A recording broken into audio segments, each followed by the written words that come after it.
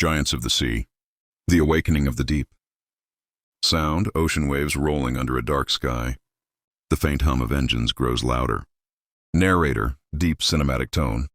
Beneath the endless surface of the world's oceans lies a story of steel, power, and destiny. A story written not by kings or soldiers, but by the mighty ships that ruled the waves during the darkest chapter in human history. World War II. Sound, thunder, followed by distant explosions. Narrator. When the guns of Europe thundered in 1939, few understood how vital the oceans would become. The sea would be both a shield and a sword, the key to victory, and the grave of thousands. Visual. Battleships cutting through waves. Submarines diving into the deep. Narrator. From the frozen Arctic to the burning Pacific, the world's great navies prepared for war.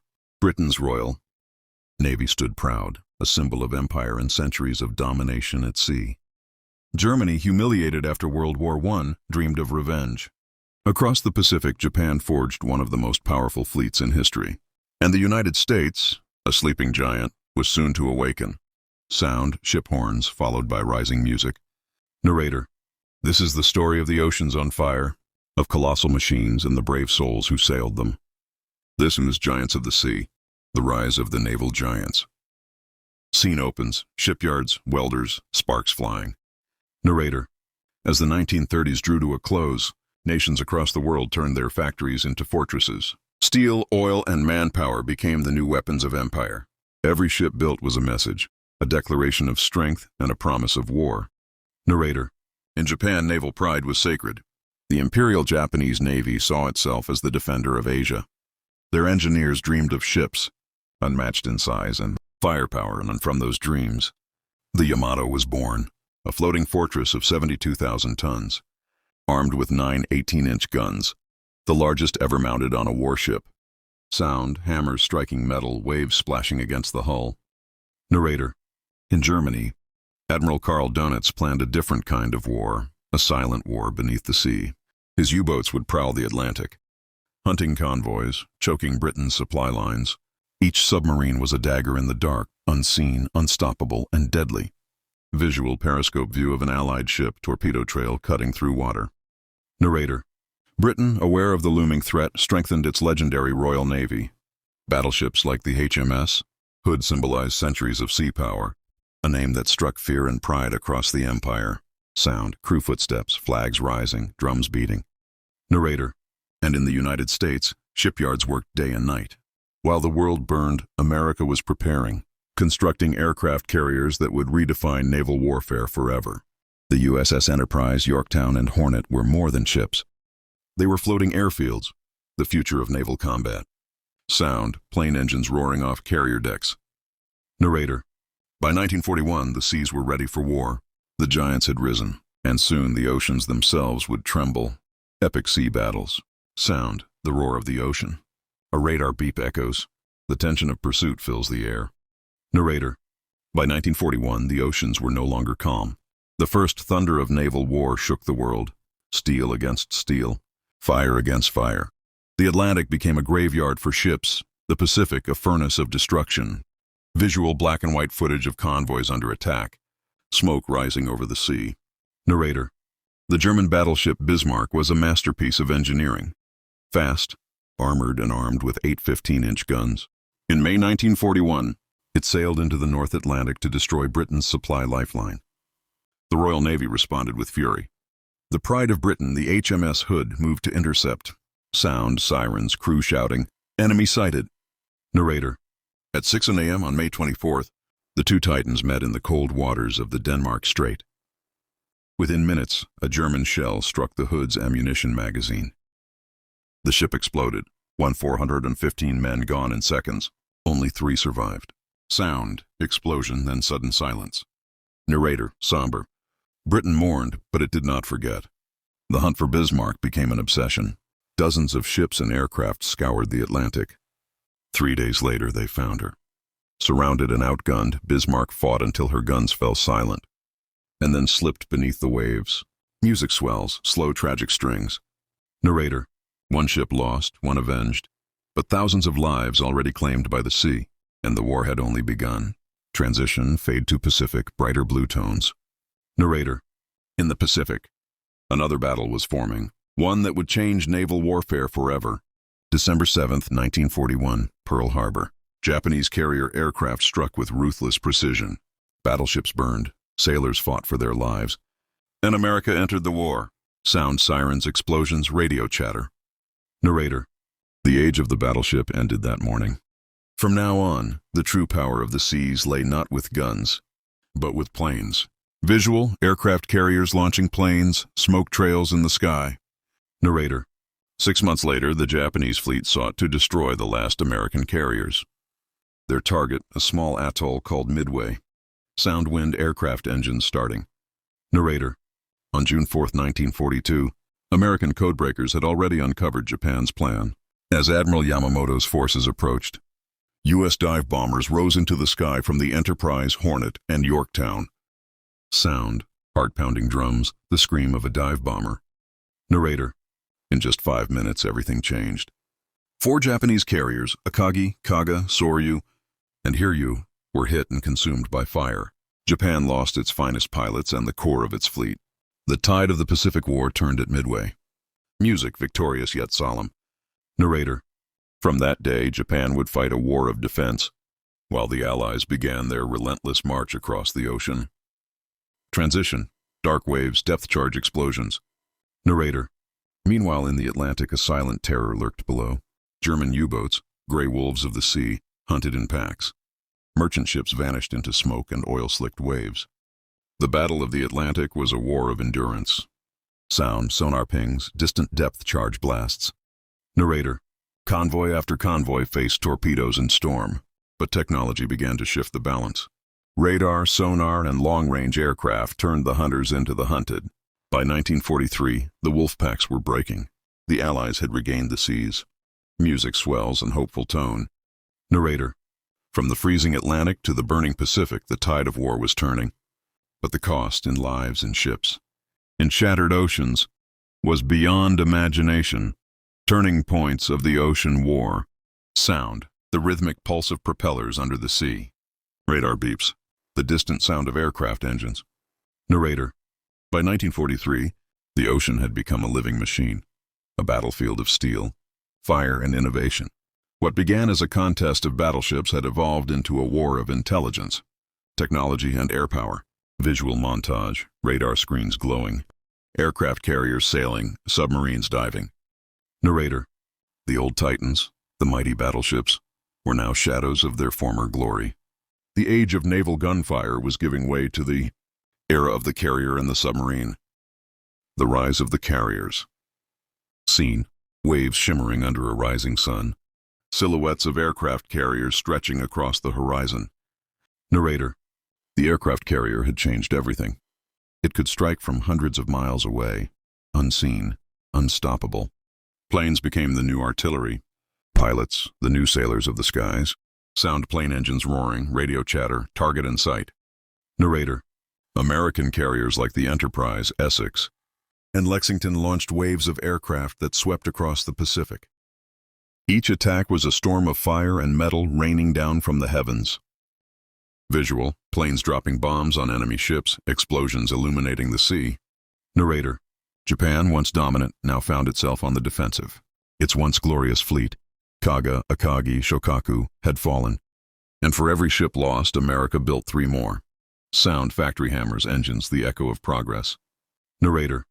The Pacific was no longer Japan's empire. It had become a graveyard of ambitions. The silent hunters. Scene, darkness beneath the waves. A sonar ping echoes. Narrator. But while the sky ruled the day, the deep belonged to another hunter, the submarine. Beneath the surface, silent killers stalked the enemy's lifelines. Sound, sonar pings, mechanical hum, whispering crew voices. Narrator.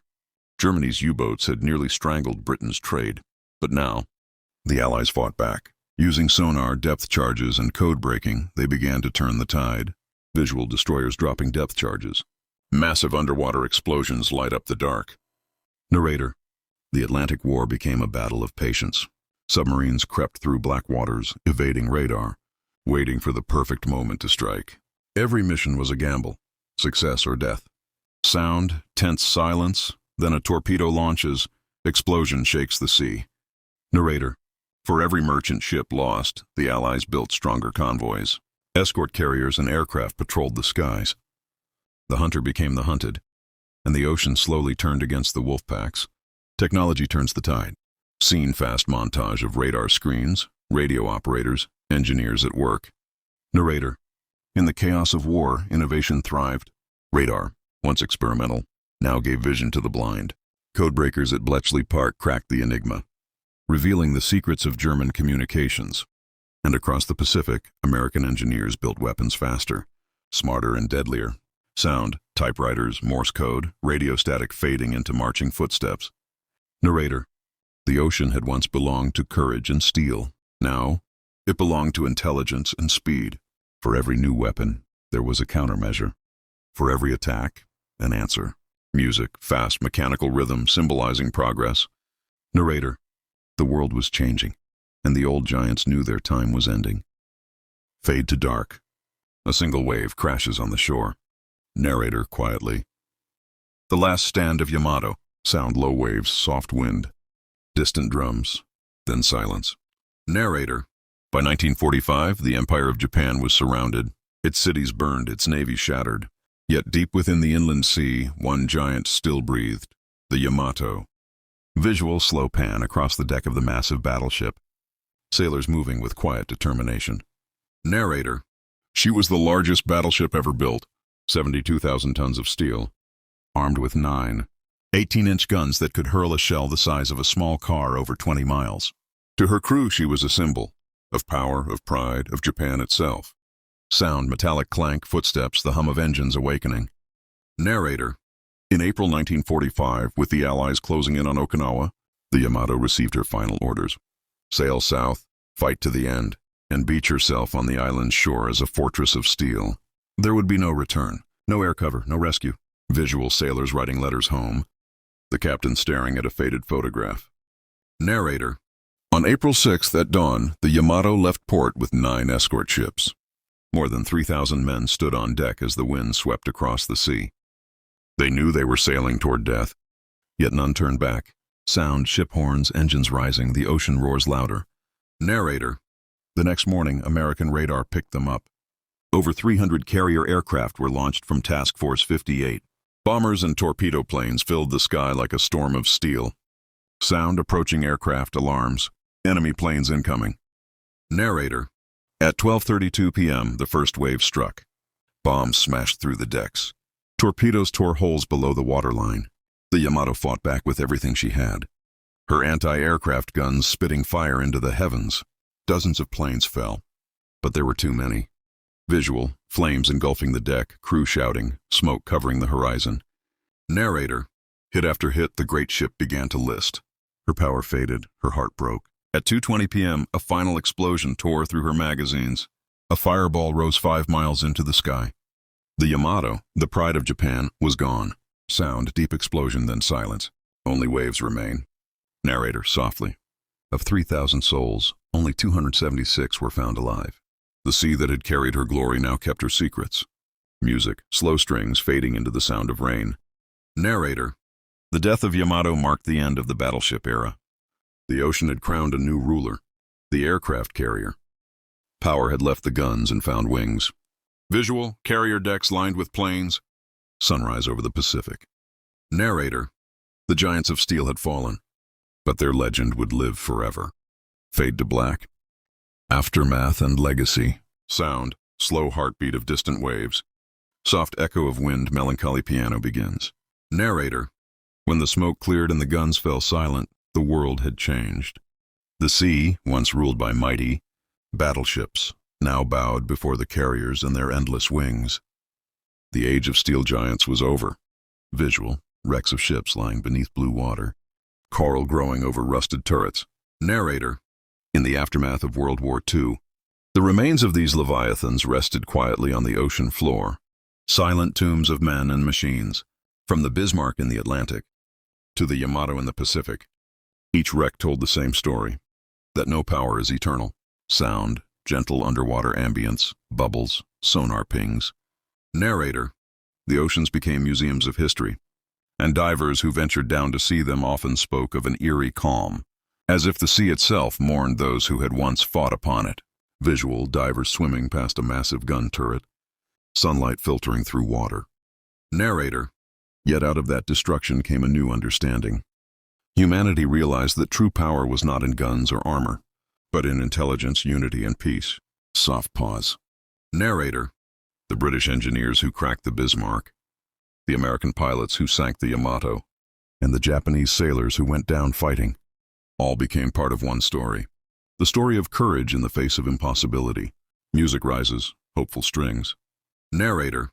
Their sacrifices taught the world that technology can win wars, but it is humanity that must win peace.